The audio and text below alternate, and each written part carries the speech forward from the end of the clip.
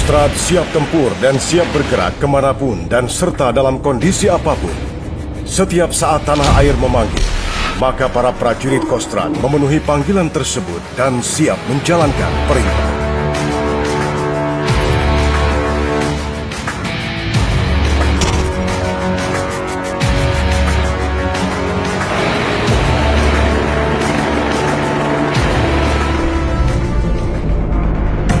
Kostrad lahir dalam situasi bangsa Indonesia sedang memperjuangkan Irian Barat kembali ke pangkuan Ibu Pertiwi Republik Indonesia. Pada tanggal 6 Maret 1961, dibentuklah Cadangan Umum Angkatan Darat atau Caduan. Dalam usia yang masih muda, Korps Tentara ke-1 Caduan ditugaskan ke medan perjuangan Trikora di Irian Barat. Pada tanggal 1 Desember 1962, dalam satu kajian bersama Menteri Panglima Angkatan Darat, Panglima Operasi Mandala, Mayor Jenderal Soeharto, mengemukakan konsep pembentukan Kostrad. Konsep tersebut kemudian ditindaklanjuti dengan Surat Keputusan Nomor 178, garis miring 2 Romawi, garis miring 1963, tentang pengubahan Korps Tentara ke-1 Caduan menjadi Kostrad. Kostrad telah turut serta menentukan sejarah perjuangan bangsa Indonesia. Kini tumbuh dan berkembang menjadi satuan pemukul strategis yang handal di jajaran TNI, serta siap menjaga dan mempertahankan integritas bangsa dan negara Indonesia yang bersendikan Pancasila dan Undang-Undang Dasar 1945. Kostrad telah membuktikan perannya dalam kiprah menangani beberapa operasi penyelamatan kedaulatan negara, seperti penumpasan PRRI Permesta, penumpasan gerombolan DITII, keberhasilan membongkar kejahatan dan menumpas gerakan G30 SPKI persis menjelang peringatan Hari Ulang Tahun Angkatan Bersenjata Republik Indonesia, Operasi Seroja Timur-Timur, penumpasan GAM di Aceh, dan OPM di Papua. Sebagai pengakuan dan penghargaan atas Dharma Bakti Kostrad bagi bangsa dan negara, melalui keputusan Presiden RI nomor 005 garis miring PK garis miring 1968 tanggal 17 Desember 1968, Kostrad dianugerahi Samkarya Nugraha.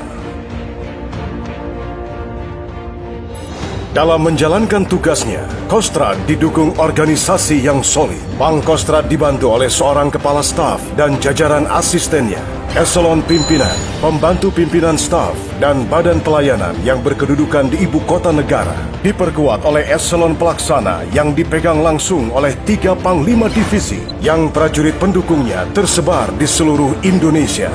Saat ini markas Kostrad berkedudukan di Jakarta. Kostrad memiliki 2 divisi infanteri yang handal dan 1 divisi infanteri sedang dalam proses pembentukan. Masing-masing bermarkas di Cilodong, Jawa Barat, Singosari, Malang, Jawa Timur, dan Karyango, Sulawesi Selatan. Siap.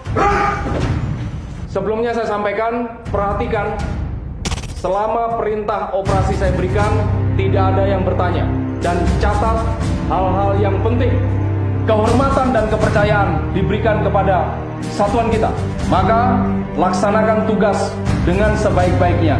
Cocokkan jam. Cocokkan jam. Cocokkan jam. Hitungan mundur dari saya. 3, 2, 1, selesai. Kekuatan besar bernama Kostrad ini tersebar di seluruh Indonesia. Memiliki 3 brigade infanteri raider, 3 brigade infanteri para raider, 3 resimen artileri Medan, dan 33 batalion yang terdiri dari satuan tempur, satuan bantuan tempur, dan satuan bantuan administrasi.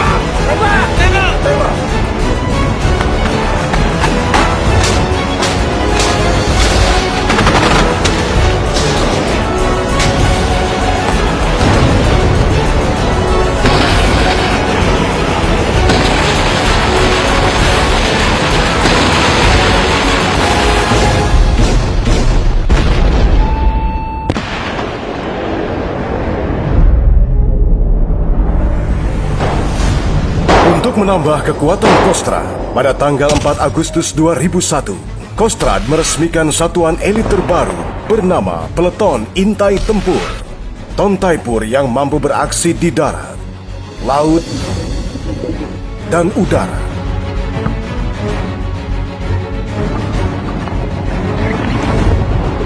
Sesuai kualifikasinya, Taipur terjun untuk misi infiltrasi, pengintaian jarak jauh ke wilayah musuh, dan melakukan penghancuran terhadap sasaran-sasaran penting secara cepat, tepat, dan tuntas.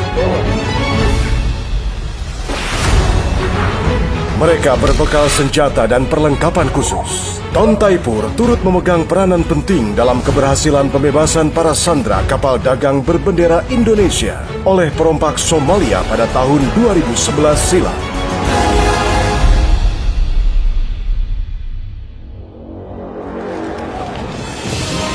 Sejak awal berdiri, prajurit Kostrad selalu berada di garis depan.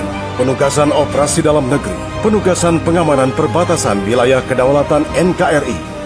Kostrad aktif dalam tugas kemanusiaan, membantu korban bencana alam, melaksanakan pengobatan massal, menjadi guru di pelosok tanah air. Pasukan Dharma Putra juga disegani di kancah internasional dalam berbagai misi perdamaian PBB. Untuk penugasan luar negeri, pasukan Kostrad tergabung dalam kontingen Garuda, diterjunkan di Mesir, Kamboja, Kongo, Vietnam, Iran, Irak, Somalia, Bosnia Herzegovina, Lebanon, dan terakhir di Sudan. Kostrad tidak hanya terdepan di medan pertempuran, tapi juga dalam operasi militer selain perang, seperti operasi penanggulangan bencana. Kostrad berperan aktif dalam upaya menunjukkan pada dunia internasional bahwa bangsa Indonesia memiliki tentara yang tangguh dan tak bisa dipandang sebelah mata.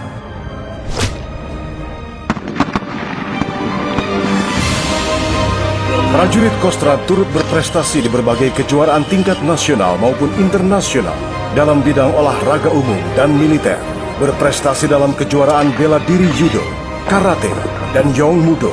Prajurit Kostrad tidak pernah absen dalam lomba tembak Australian Skill and Armies Meeting, Brunei International Skill and Armies Meeting, dan ASEAN Armies Rifle Meet yang seringkali dimenangi Indonesia sebagai juara umum. Prajurit Kostrad senantiasa memelihara kemampuan tempurnya untuk selalu siap sedia melaksanakan tugas baik di darat, laut, dan udara.